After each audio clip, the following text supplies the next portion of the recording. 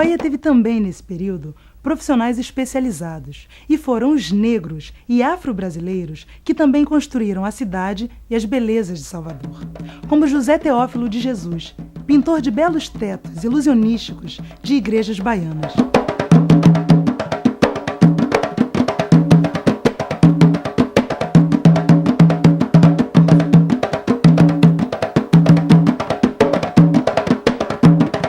Mas vamos agora ao século XIX, período rico em história e cultura afro-brasileiras no Rio de Janeiro e na Bahia. Bom, o que a gente percebe é que nesse período, no comecinho do século XIX, a gente tem ainda algum poder econômico concentrado na Bahia por conta da produção açucareira. Isso é um poder que vai se esmiuçando, que vai se diluindo ao longo de todo o período, porque as zonas cafeeiras vão se sobrepor às zonas açucareiras no país.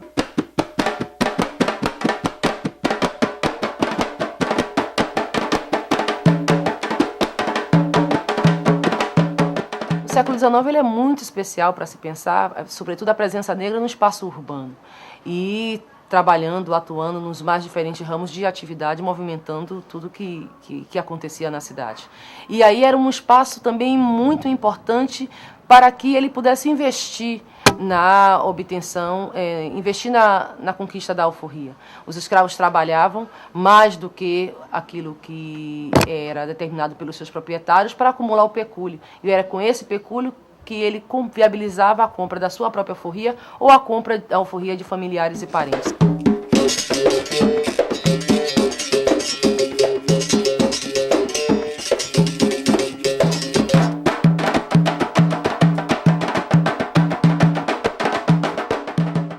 O trabalho de ganho era uma das modalidades do trabalho do escravo na cidade. Esses escravos, eles estavam assim obrigados ao final de um dia ou do dia pré-estabelecido pelo senhor a dar o dinheiro conseguido com esse trabalho. Esse setor, as negras, elas conseguiram se dar muito bem e elas podiam estar nesses setores da cidade, independente da condição jurídica, e conseguiam, eu diria, repito mais uma vez, se sair muito bem, na medida em que algumas atividades, como a atividade de peixeira, por exemplo, aquelas que estavam dedicadas ao comércio da venda de peixes, não mudava o status social, mas permitia a aquisição de bens, de pequenas fortunas, da aquisição de escravos, permitiam também que alugassem casas, que comprassem casas, residências, que se vestissem diferente das outras e que, com certeza, pudessem professar a sua religiosidade, porque conseguiam adquirir os produtos necessários aos rituais também.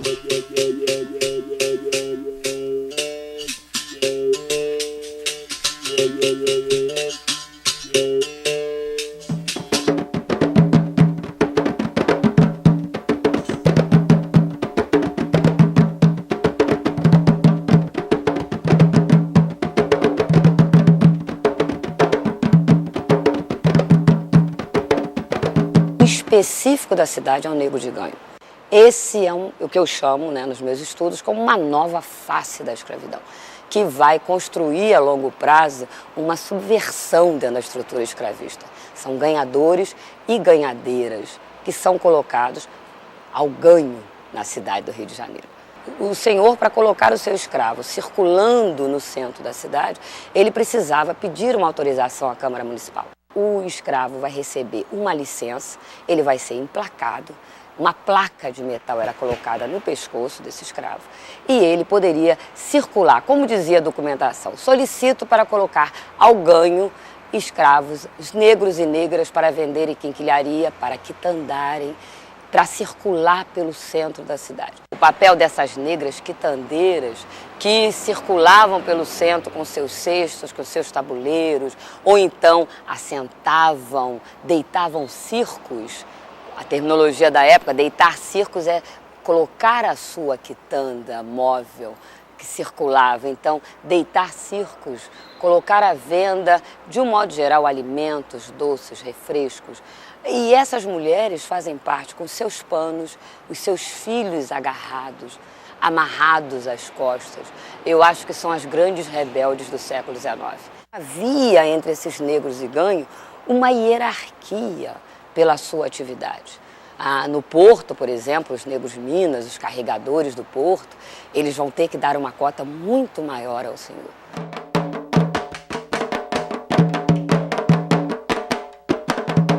Esse termo mina abarcava um conjunto de grupos étnicos que tinham tradições culturais e linguísticas variadas. Em Salvador ali eles ficavam conhecidos como nagôs. Os poucos que vinham para o Rio aqui eram identificados como minas. Mas a partir de 1835, especialmente depois da revolta dos malês na Bahia, você vai acontecer um êxodo muito grande desses africanos para o Rio de Janeiro.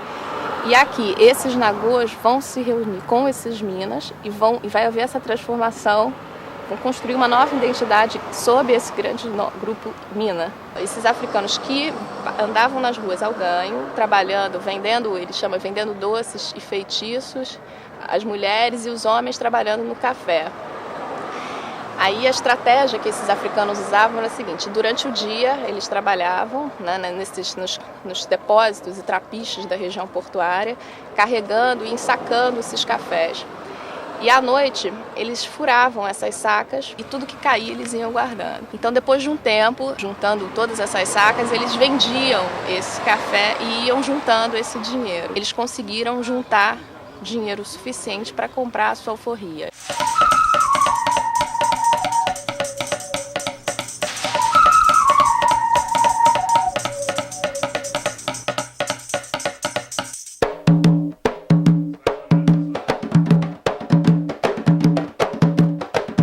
Os dias da escravidão no Brasil estavam contados.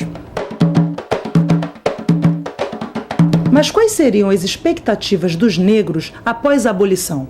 Isso é muito interessante porque pouco se fala, né, sobre isso. A gente sempre comenta mais sobre o que os senhores esperavam, mas o que esses negros, né, sujeitos disso, os mais interessados na abolição, esperavam, né? A gente percebe que havia uma expectativa muito grande em que houvesse algum tipo de política pública, principalmente uma política educacional. Eu encontrei documentos em que são encaminhados a autoridades da época, né, como Rui Barbosa, em que eles falam da importância de ter política educacional. Né? Tem uma frase muito forte em que eles dizem: é preciso que haja um investimento em educação para que a mão assassina dos nossos filhos não caia sobre vocês. Quer dizer, há uma expectativa de que somente com a educação, somente com a política reparadora, com o acesso à terra, é que se poderia de fato ter a abolição plena.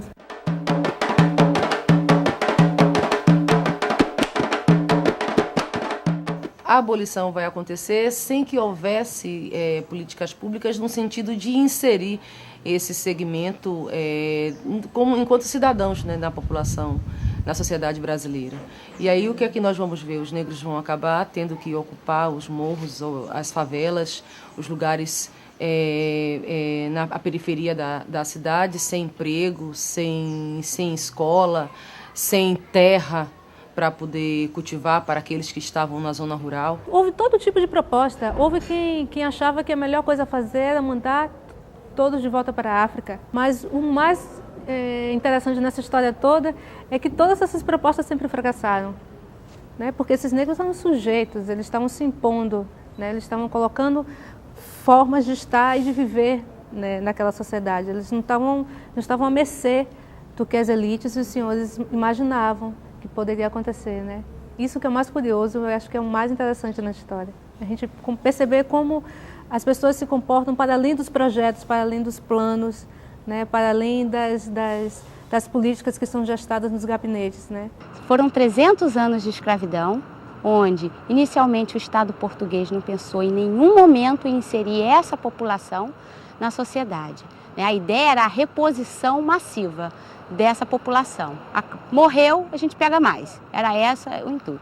O Estado imperial também passou por cima dessa questão.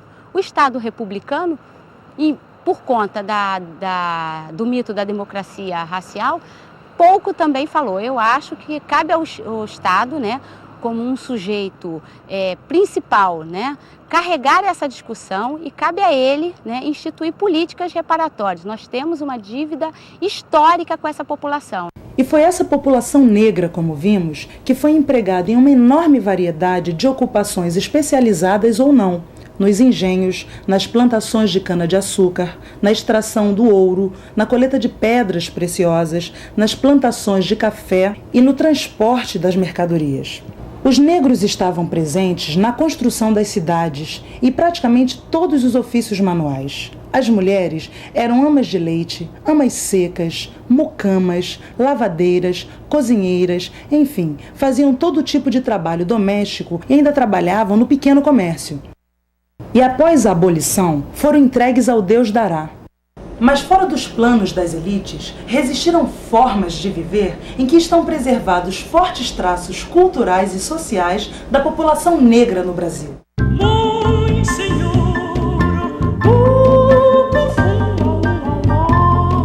A história ela tem esse caráter de surpresa, né, de indeterminação. Ela está para além de um projeto político que é pensado pelas elites ou pensado por qualquer segmento social. Então, isso que é o mais fantástico quando a gente estuda história.